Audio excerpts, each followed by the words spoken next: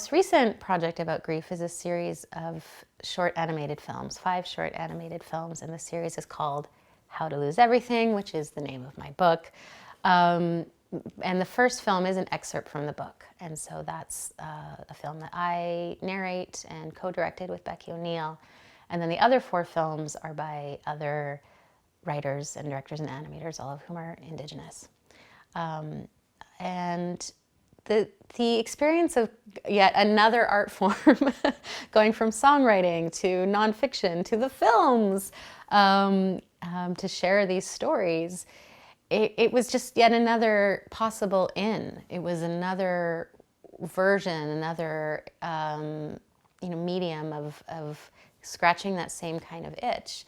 But for myself, with my own story, what was really powerful in making the film was that it's my words and it's my story, but because I was working with this artist, Becky, and she created the visuals and did the animation, over 3,000 watercolor paintings that are animated, and my story became something else.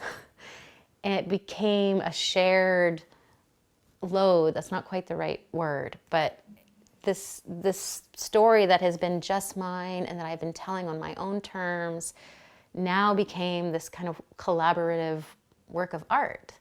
And it was quite freeing to let it go in that way and see it come to life through someone else's eyes. And again, in this way that was like with my consent and my involvement. This was not someone sort of taking it from me and telling it. It was like together we created this, but it's Becky's art and it's her hand drawing all those pictures. And it was really incredible. I didn't anticipate that sort of freeing feeling of being able to let go, not let go, like share the responsibility of sharing these stories in a way. And so it was a new experience of not feeling alone. It was like, not only am I being seen and heard and understood and I'm connecting and other people were seeing each other, but it's like this task of communicating the story is being shared with another artist, and it felt really good.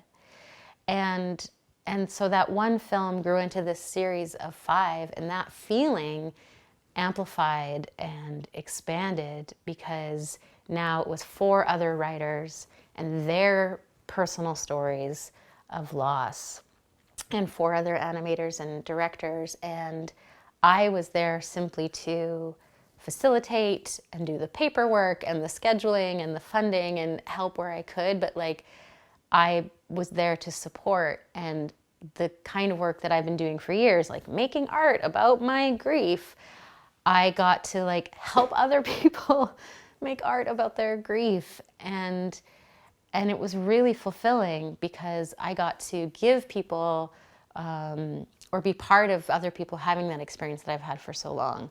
Of now they get to get the emails from people who relate.